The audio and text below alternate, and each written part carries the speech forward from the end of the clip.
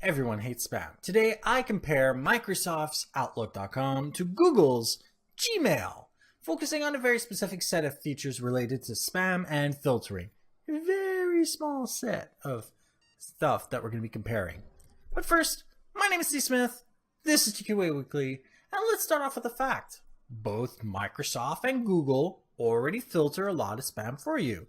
In fact, this is true of basically most email providers. However, it is my experience that the Google does a better job out of it, or it just looks like it because I have a lot less spam.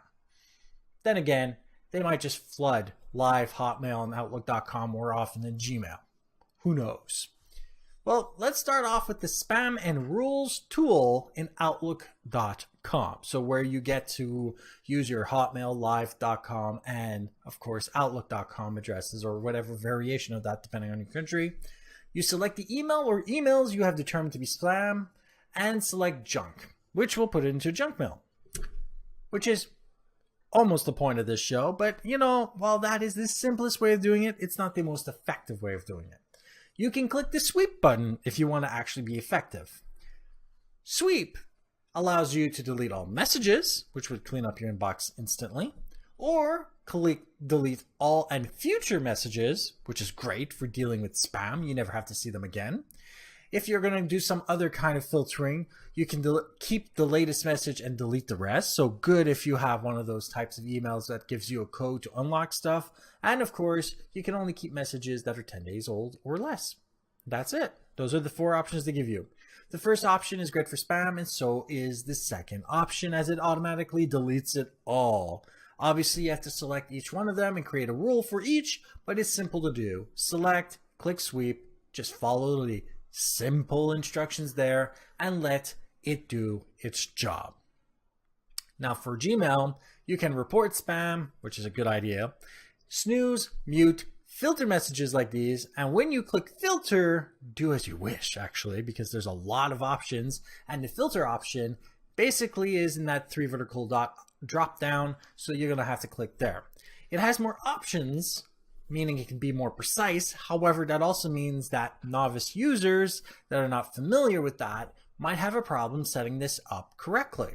For those, I'm not going to say simple, but you want to create a filter after you select it. So that's the other button, and then select delete and just finish creating the filter.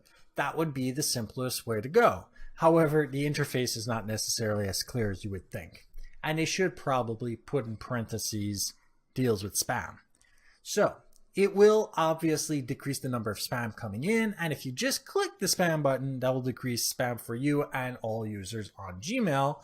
And obviously that can be a very powerful tool once you actually become familiar with it. However, I don't need the tool to be far more precise or far more powerful. Which one's actually better at doing its job? Well, if you're going to be attacking spam and you are a novice user or even a user that is familiar but not all that much, well, the best option is going to be the most accessible option for all users and thus the easiest option to use. While Google and Microsoft have the same relative feature, Outlook.com only requires 2 clicks, 3 at most, after selecting the message. You click sweep in the top menus. Default is delete all messages. The second option is what you want, delete all future messages as well. And of course, you click the sweep button at the bottom. And that's what makes Microsoft's option better for now. We all know Gmail. We all know Google. They'll probably deal with this very soon. Eventually. Whatever.